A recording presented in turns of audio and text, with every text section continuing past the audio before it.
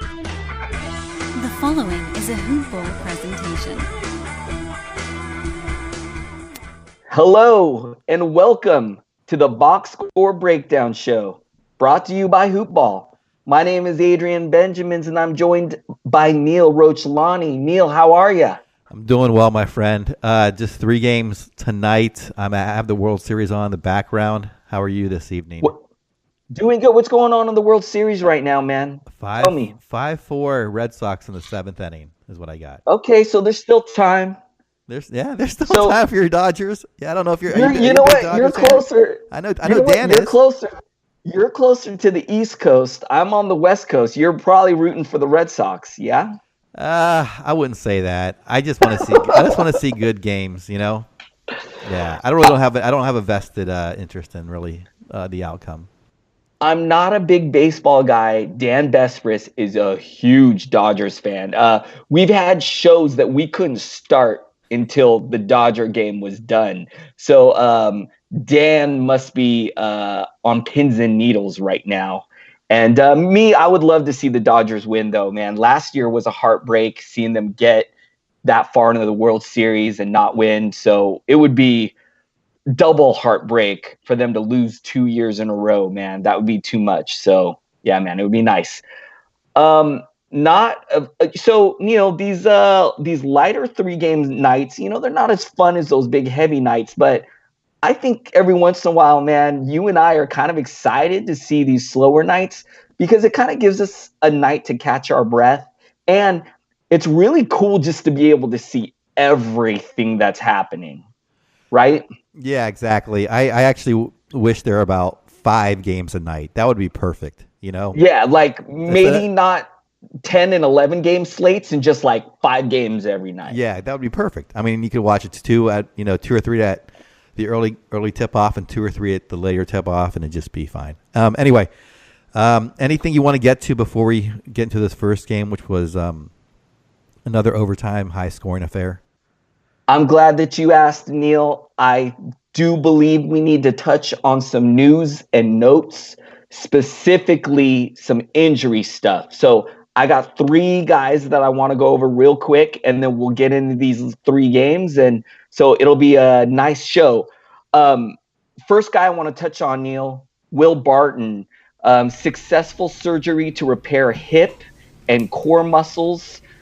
Today, he'll be reevaluated in 6 weeks. Now, originally when he got hurt, he kind of got a rough 5-week timetable. So now this is looking longer because he's going to be evaluated in 6 weeks. Neil, what do you think about this? Is there a guy we can pick up in his absence? Unfortunately, no. Unfortunately, he got injured for much longer than we thought, or longer than we thought. It's going to be 6 weeks, like you said, and it's too bad. Barton was having a great starting role this year, and I thought he deserved it. Played really well last year. I don't think there is anyone, though. You know, we can maybe get into it more when we get to the game, but right now, Torrey Craig is starting in his place, but really doesn't play many minutes or deliver much fantasy value. Sort of the trendy pick was Trey Lyles, who played a little more tonight, but that's mainly because it was a blowout, so I wouldn't trust any of these lines tonight. And then maybe there was Malik Beasley, and again, he's not really producing much in his absence. It's very early to say. I would not drop anyone who is of value for anyone on Denver right now, although they put up a lot of statistics. I think their big 4 is kind of where you want to stay. Yeah, I agree with you. Trey Lyles is the guy that I'd really like to see emerge here. And, I'm getting ahead of ourselves because we're going to go over this game. But just a quick little sneak peek into that game. He had a pretty good line tonight, 12 points, 1 block, 3 assists, 5 rebounds in just 23 minutes. I feel like he could be really good if they just give him those minutes. But as you said, that remains to be seen. And also, too, as you said, was a blowout tonight. So I'm not sure how much we can trust what we saw tonight. All right, Neil, next guy that I want to talk about is John Collins. And, we knew this guy was going to miss the start of the season, but it sounds like he's going to miss more time than we originally thought. So he's still expected to miss about 3 weeks, but it sounds like they're going to be extra cautious with him.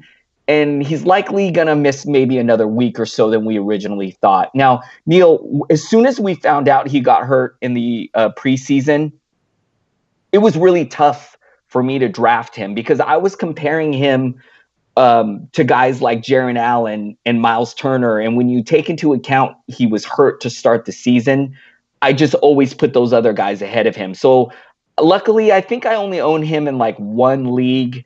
But this is kind of concerning if you're a John Collins team manager.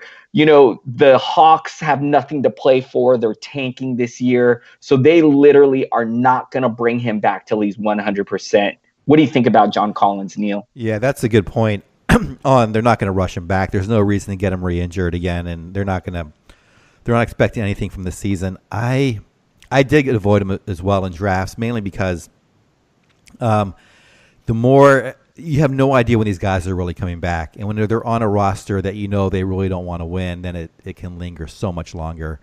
And even if they do want to win, they can let it linger until it becomes important. So I would not trade for him unless someone's looking to cut bait. If he's on your waiver wire, I would pick him up, obviously, if he somehow gets dropped. But he's not someone I think you can predict accurately at this time.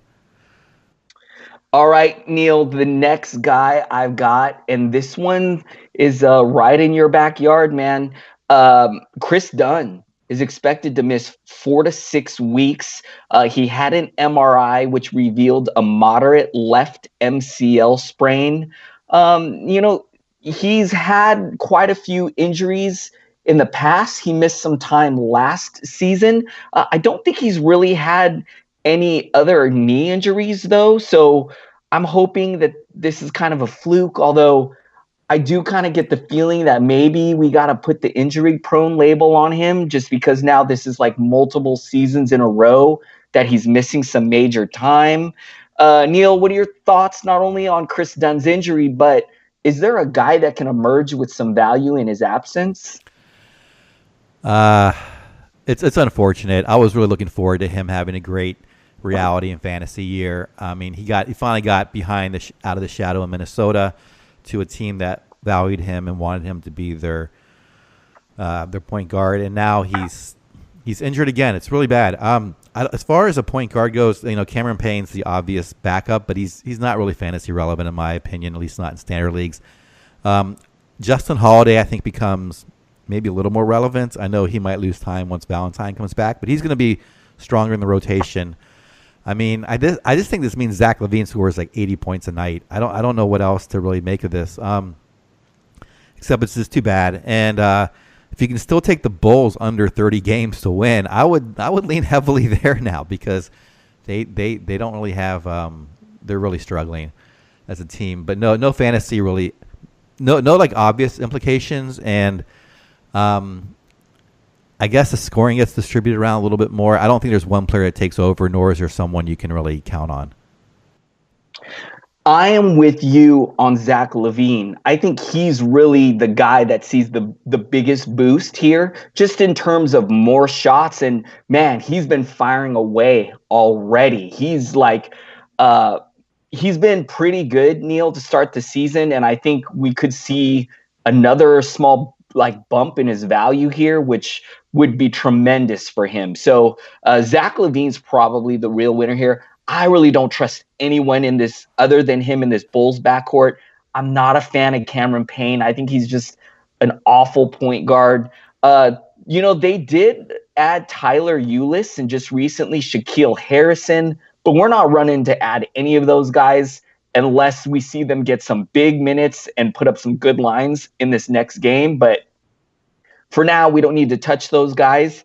And, Neil, a lot of team managers are in a crunch right now on what to do with Chris Dunn because, last year we saw him come back and play really nicely when he came back. And, 6 weeks is a long time. If you're in shallow leagues, there's a really good guy to pick up off the wire. I can't blame you if you want to move on from Chris Dunn. Hopefully your league has an IR spot. You could move him there. and you can work the wire. But if not, man, I know some people are in some real tough spots on what to do with Chris Dunn. All right, Neil, should we move on? Do you got any last thoughts here? No, I agree with all that. No, let's go ahead and get to the games. All right. Should we jump into this? I believe the first game of the night was the Sixers and the Pistons. You know, I went first last night. Why don't you get first crack on all right, thank you. which team? Philadelphia comes up short, 133-132 Detroit in overtime. I got to see some of this game, and it was pretty spectacular to watch. Some breakout performances. But on the Philly side, no Ben Simmons, late scratch.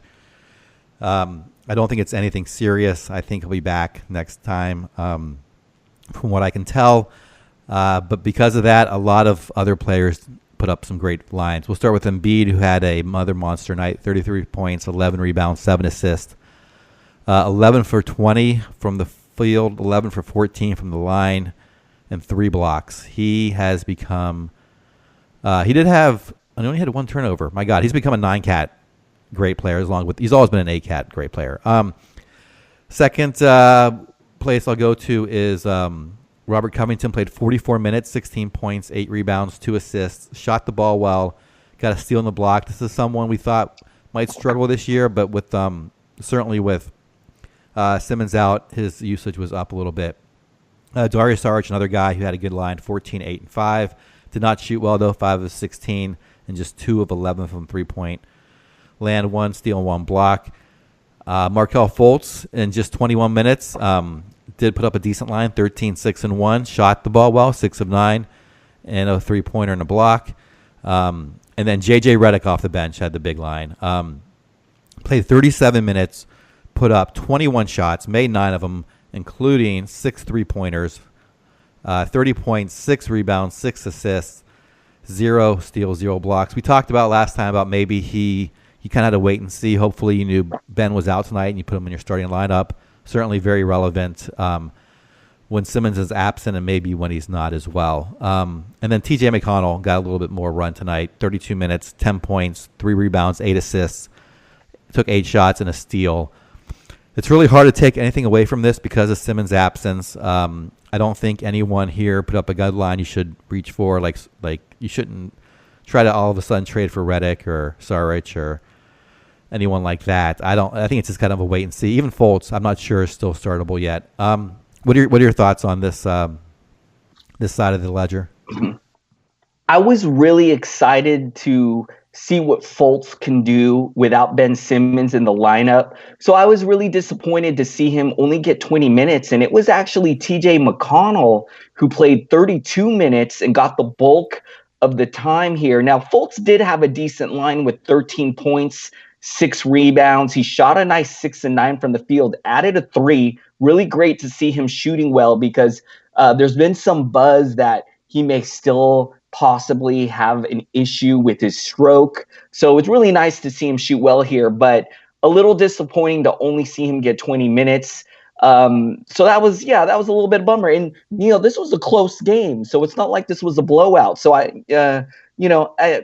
felt like that was interesting. One last thing that I want to note, Joel Embiid, I'm on with you, man. We're seeing him take steps forward in his improvement and his evolution of an elite player. And Neil, I was watching this game. I was really worried. I'm trying to do some more DFS this year, put together a DFS lineup. I had him in my DFS lineup.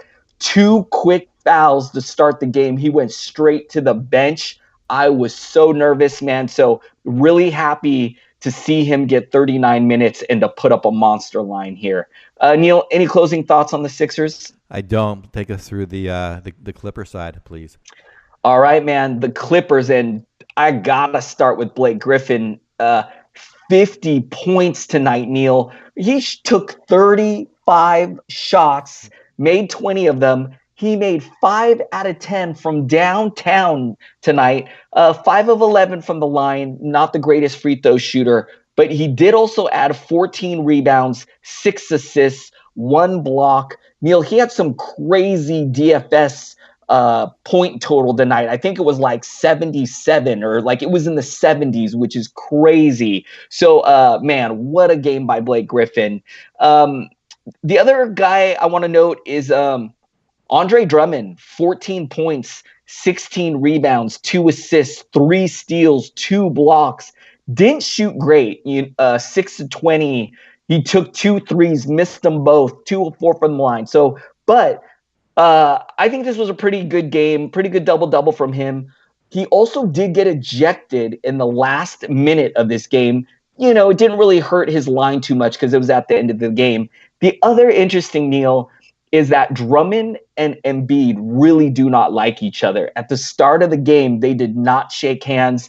They've exchanged some trash talking on Twitter and whatnot last year, I believe. And so these two guys really don't like each other.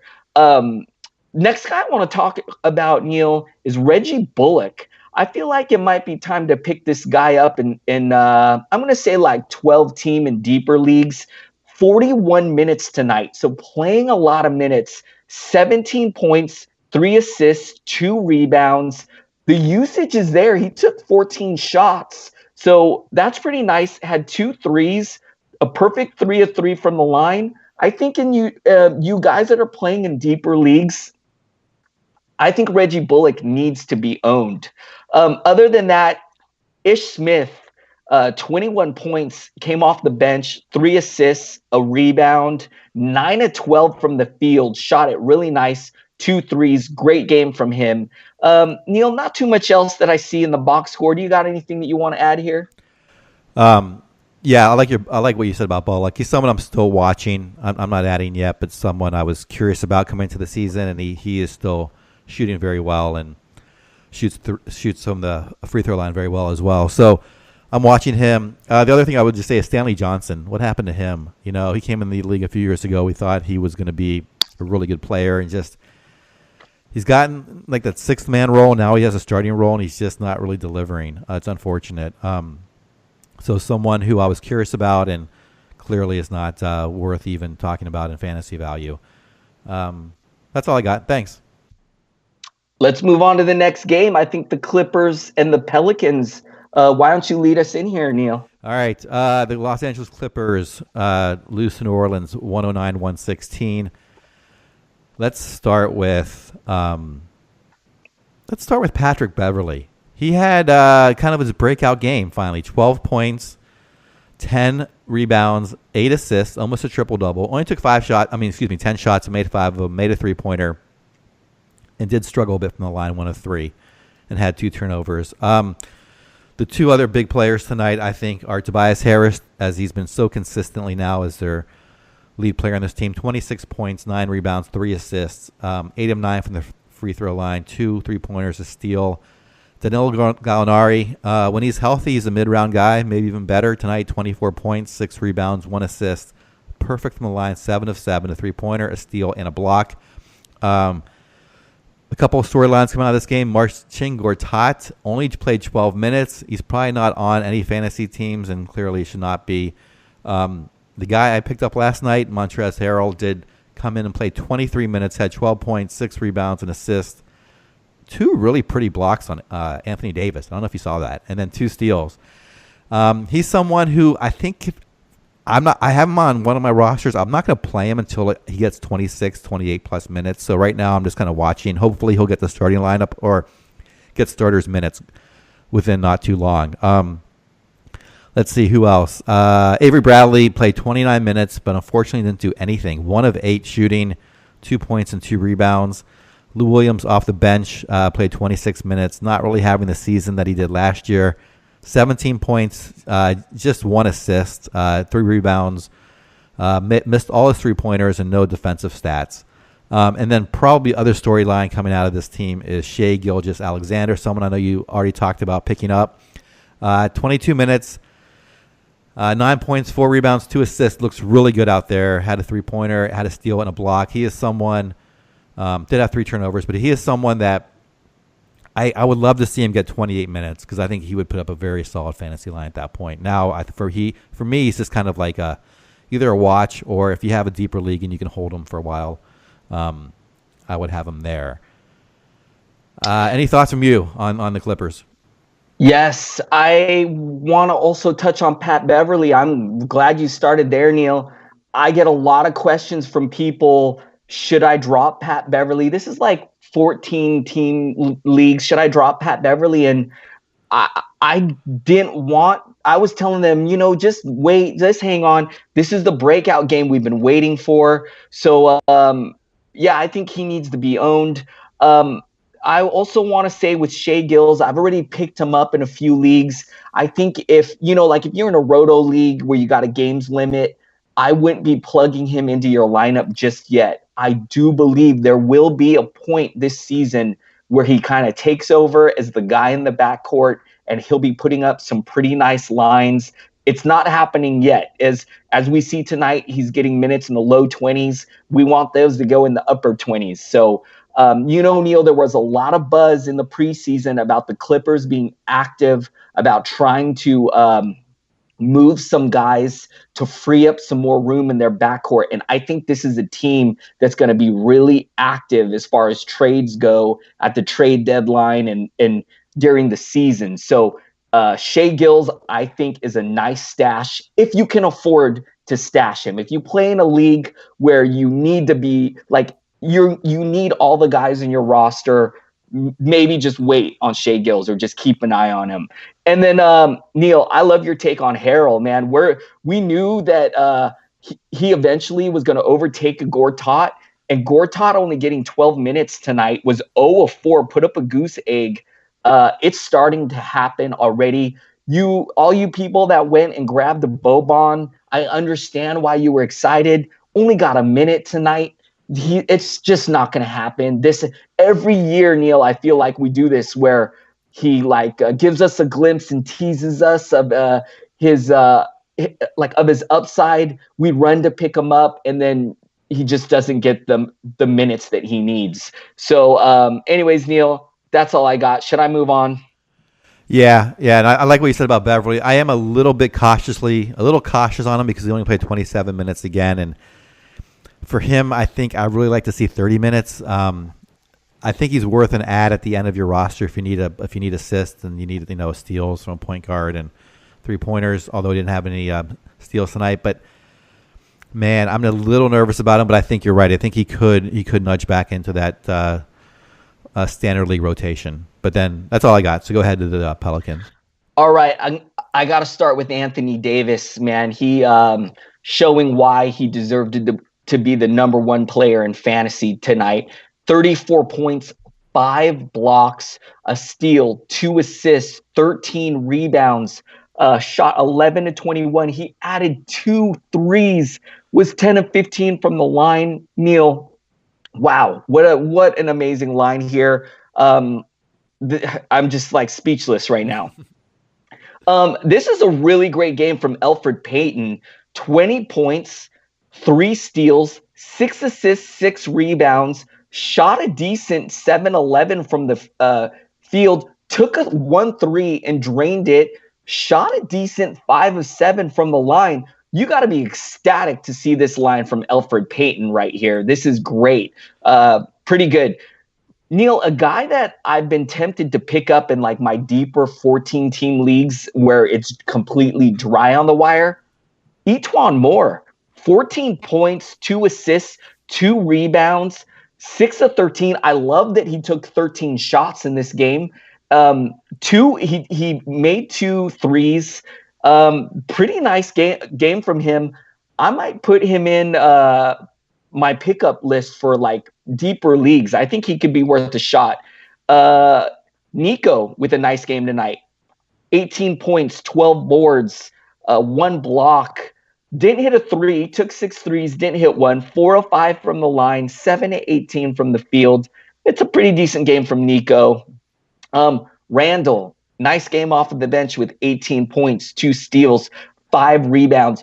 Only got 22 minutes, which is why if you drafted Randall in standard leagues, you're probably a little disappointed. You were probably hoping he was going to get starter-type minutes. Neil, all their starters played over 30 minutes. Holiday, Peyton and Davis got over 36 minutes. So it's clear that Randall's not like a part of that first unit group. And it's somewhat of a bummer. Neil, do you got any thoughts on the Pelicans? Yeah, I'll just throw in also Drew Holiday. I don't know if you touched on him. He's been having I don't think you mentioned him. Did you already talk about him or no? No, I didn't. I just saw you know what, I should have. He had a real ho-hum line, although he did fill it up in a lot of categories. Why don't I just give his line right now anyways? He had 8 points, 2 steals, 9 assists, 6 rebounds, shot a really putrid 2 of 15 from the field, so killing you from the field, 4 of 6 from the line. Neil, what are your thoughts on Holiday? Are you kind of disappointed in him, man? Well, he's been frustrating in the beginning of the season. You know, he did play 38 minutes, though, and shot, like you said, horribly. And so far this season, he's been, he was one of these guards who usually shoots very well. We count on him to shoot like 47, 48% from the field. And so far this year, he's been around 40%. He was 43 coming into tonight's game, so he's probably around 40 or less. And for me, that either says one of two things. He's just having a slump, or he's a buy low guy. If the owner on Holiday is frustrated and wants to get rid of him, I think he's worth maybe trying to take away at this point and see if he rebounds. There's no reason to think, from what I know, that he's going to shoot this poorly through the rest of the season. And then I will say Etuan Moore. Yeah, I mean it's tough though. Like he took 13 shots, made 6 of them, so 14, 2 and 2. 0 and 1. So it's like if he doesn't get the points, it's hard to see where else he's going to help you. Except, like you said, deeper leagues. It's very hard to find points in deeper leagues. And if he's out there, he is someone who's going to put up in the teens typically, and can do just like a handful of other statistics, including 2 3-pointers. But my God, Anthony Davis. I got so lucky in my drafts here, and that I got the first pick in a couple of them, and I'm so happy he is on my team. So. Hey, it's not luck, Neil. There's a lot of people who have the first pick that go Harden or go Giannis, or they do crazy stuff with the first pick, man. They overthink it. They say, oh, there's better bigs to take in the second and third round, so why should I take a center in the first round? So, I know you think it's a slam dunk automatic. You lucked into the first pick, but you wouldn't believe how many people even mess up the number 1 pick. It happens more than you would think. So, and you still got to nail a lot of your other picks too, right? Like, even though you definitely have a great advantage to have Anthony Davis, you still need to kind of hit on value on most of your other rounds as well, just to win the league, I'm saying. But if you do, man, you're in great shape to take that league. So congratulations, man. Thanks. I love being lucky. All right, so we're going to Sacramento, Denver, unless you have anything else to add on that game. Let's do it. Okay, so Denver wins at home, 126-112. Wasn't really that close. It was a blowout in the third quarter, and a lot of subs got a lot of minutes. Cauley Stein. So none of the starters for Sacramento even got to 25 minutes. Cauley Stein played 24 minutes, 11 points, 6 rebounds, 3 assists, and a steal. Iman Shumpert, a second start in a row, 12 points, 2 rebounds, 3 assists, has played 20 minutes. These minutes are really hard to evaluate, though. Bielitsa, another start, 10 points, 2 rebounds, 3 assists, 0 steals, 0 blocks, 3 turnovers. Just 7 shots, 4 of 7. De'Aaron Fox had an off night, 2 of 8 shooting, just 6 points, just 4 assists, just a single rebound, no 3-pointers, 2 steals, and a turnover. Buddy Hield, another guy who struggled, 5 points, 5 rebounds, an assist. Hopefully none of these guys are in your DFS league tonight. Off the bench, though, they had some guys who came in and kind of did a lot of garbage time, but also added some value during regular time. Bagley with 32 minutes, 29 and 3. With 5 blocks. I know you were big on this guy coming this season. This is what you were thinking might happen. Justin Jackson, 17 points, 3 rebounds, 3 assists, 3 3-pointers. Frank Mason got to play 27 minutes. He looked more like the starting point guard with 14 points, 7 assists, and 5 rebounds, 6 of 10 shooting, 2 3-pointers, and a steal. And then back to the bench now. Yogi Ferrell with 20 minutes. Harry Giles with 14 minutes. Scal looks like he's completely just an afterthought now on this team. Only 5 minutes when he could have gotten a lot of minutes tonight in garbage time, and Macklemore as well. I don't think those guys have any chance. Giles, I thought, might break out. The one thing I took away from this game is I was seeing, okay, once they took out their starters, who were they going to try to play and get minutes? And I thought Giles might be one of the main guys, but he was not. So that means it's really hard for me to read. Bagley seems to be the one consistent guy who off the bench who's also now getting sort of these last minute reps when it doesn't really matter. My gosh, I don't know what to take away from this except if Bagley gets the starting role, he will certainly be a very good fantasy player.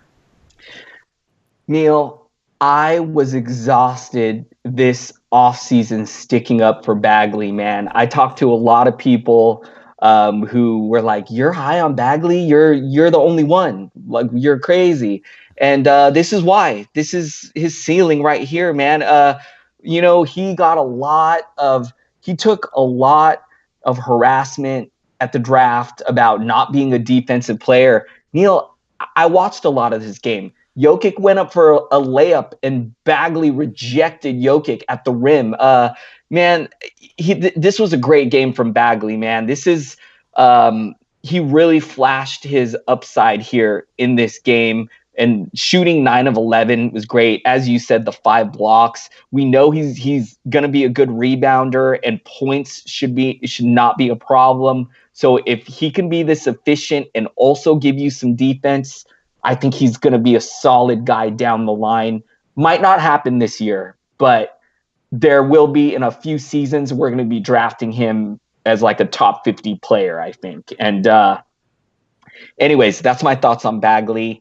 And, Neil, one guy who I'm adding in the Bullock, in the Moore list, is I'm on Shumpert. And, Neil, I'm playing in a lot of deep leagues this year, and that's why I think I'm so, like, tuned into some of these, like, late value guys.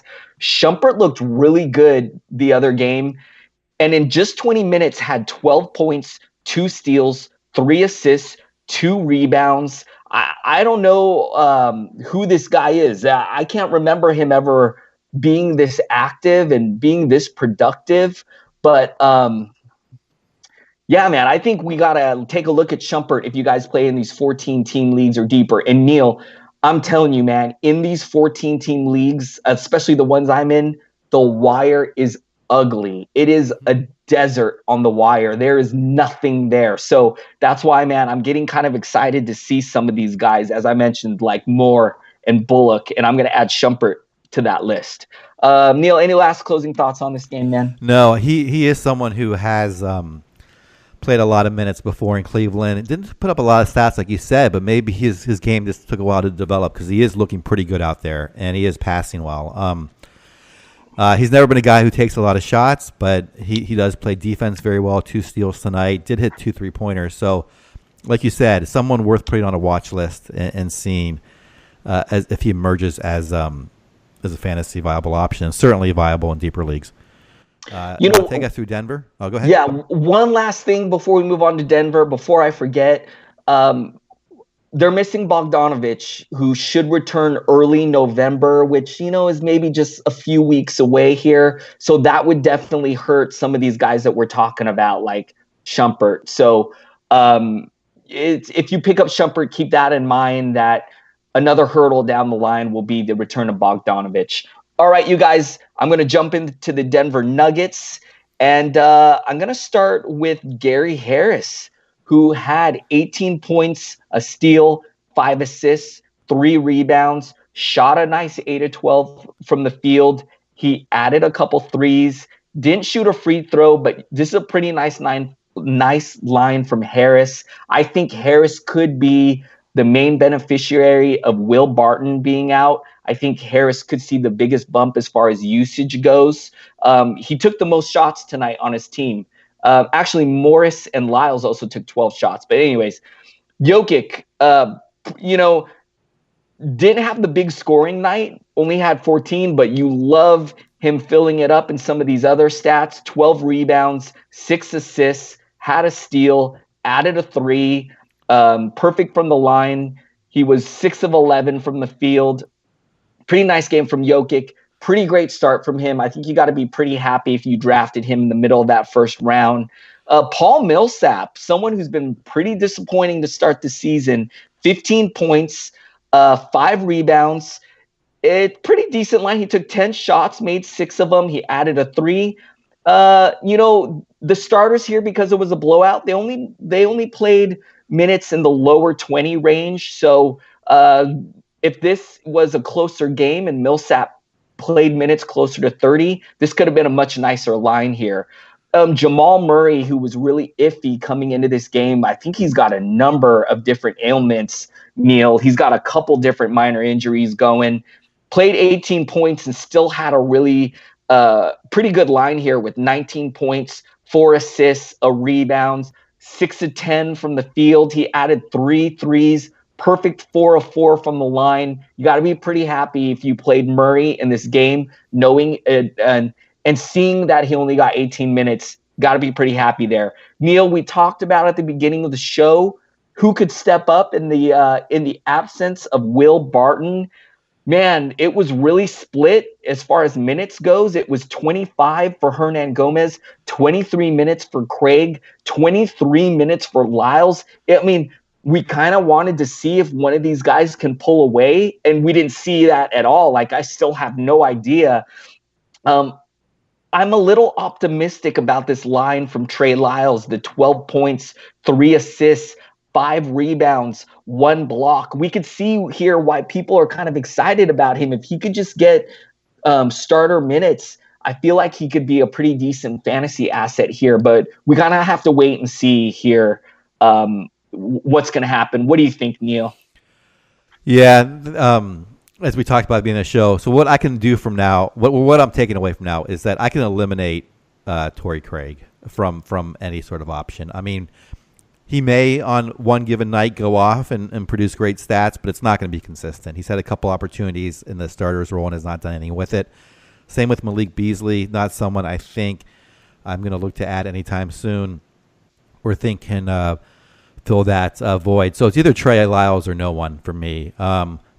Hernangomez is more front court, less of a wing. Although, people kind of play every position these days. But anyway, so it's either Trey Lyles or no one. If Trey Lyles somehow starts to get to the higher 20 minutes, yeah, I think he's worth an ad at that point. If you have space on a 12-team roster, maybe even 10 teams, depends. Well,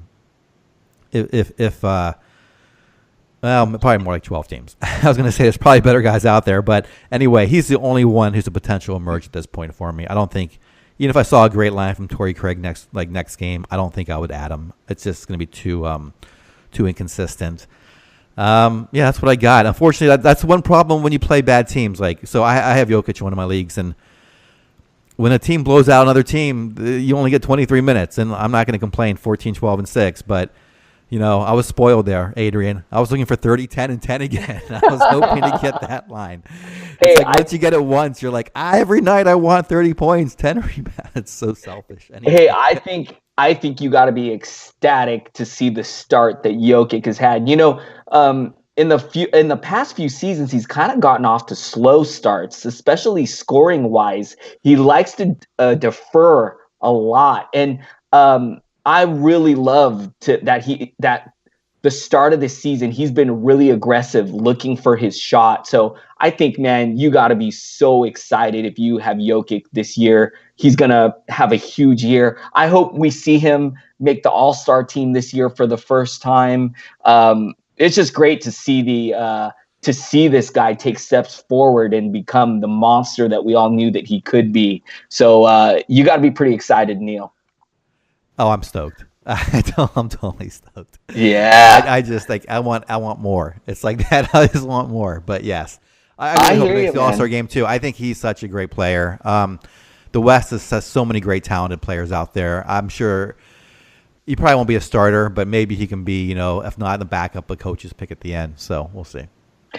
Yeah. So Neil, we did it, man. I feel so special. I get to finish this show with you. I know on the last few shows I've had to cut out early because that last game on the West Coast goes so late. So this is really nice to be able to finish the show with you. Any last thoughts that you want to touch on or just anything going on right now that you want to talk about? Let's just mention that you can hit us up on Twitter. My Twitter handle is Ball with Neil, BALLWITHNEIL, and he is at Adrian Benjamins. We are interested in Twitter conversations and questions you may have, and talk about it on the show, or if not on Twitter itself.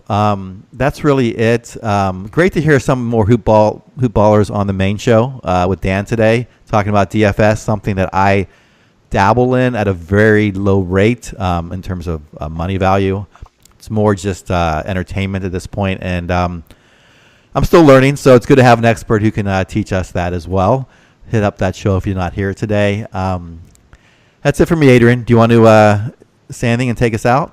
Yeah, I just want to say, too, that I really enjoyed the Fantasy NBA Today show as well. I, like you, Neil, am a newbie when it comes to DFS, and I kind of want to dig a little deeper in there this season. And so it was definitely a great show hearing that. And you guys hit me up on Twitter at Adrian Benjamins. Thanks for listening, you guys. It's, Neil and I were still kind of getting our footing. So, but we're really excited for this season, man. I think it's going to be a great year. We hope you guys are all having fun and doing good in your leagues. All right, you guys, we're really looking forward to tomorrow. It's going to be a big slate tomorrow. So it should be a lot of fun. All right, you guys, we'll talk to you later.